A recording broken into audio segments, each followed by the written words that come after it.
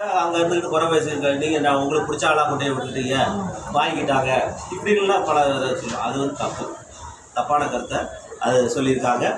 அவங்களாம் நான் இப்போ இவர் தோழர்கள்லாம் வந்து போய் அவர் மனு கொடுத்துருந்தாரு, போய் எனக்கு பயிற்சி கொடுங்கன்னு சொல்லி மனு கொடுத்துருந்தாரு. ஆனால் அவர் கூப்பிடவே இல்லை.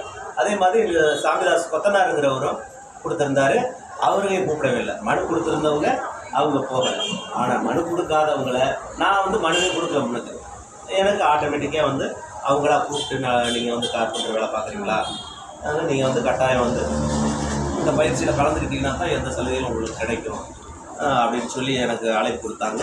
அதே மாதிரி போயிட்டு நான் 5 நாள், ஆனால் 2 நாள் லீவ் போட்டாங்கன்னா அந்த 10 நாள் லீவ் சம்பளத்தை பிடிச்சி மீதி பணத்தை அந்த ஒரே வாரத்தில் வந்து நமக்கு கொடுத்துட்டாங்க. அது போனவங்க யாருக்கும் சம்பளம் நிலுவையில் இருந்துச்சா? இல்லை எல்லாருக்குமே பணம். இந்த பிள்ளை ஒரு ஆள் தாங்க வீட்டில் இருக்கிற 4 பேர் பையன். இந்த பிள்ளை அவ்வளோதான். 5 பேர் போயிருந்தா 5 பேருக்குமே பணம் அமௌண்ட் ஏறிடுச்சு. ஆமாம், தங்கச்சாமி வீட்டிலேருந்து அவங்களுக்கு இப்போ சம்பளம் வந்துருச்சு. ஏதோ கவர்மெண்ட்டு வந்து ஒரு கண்துடைப்பு வேலையாக இது நடத்துனது. ஏன்னா எல்லா தொழிலாளியும் தேவையானதை பயிற்சி கொடுக்கல, எல்லா தொழிலாளியையும் அழைப்பும் கொடுக்கல.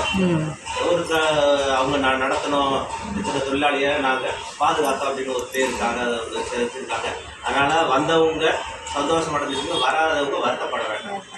இன்னும் வர காலத்தில் நமக்கு கிடைக்க வேண்டியது கவர்மெண்ட் நமக்கு மெயினாக வந்து நாங்கள் சொல்லி சேர்க்கும் போதே, உறுப்பினராக சேர்க்கும் போதே இந்த மாதிரி இடையில வர்றதெல்லாம் வந்து கிடைக்கும்னு சொல்லி நாங்கள் உங்களுக்கு தேவையான பிள்ளைங்களுக்கு படிப்பு, திருமணம், பென்ஷன், இடையில பென்ஷன் வாங்காமல் இருக்கும், இதுதான் வாங்கி தருவோம்னு சொல்லி நாங்கள் சேர்த்தோம். சரிங்களா?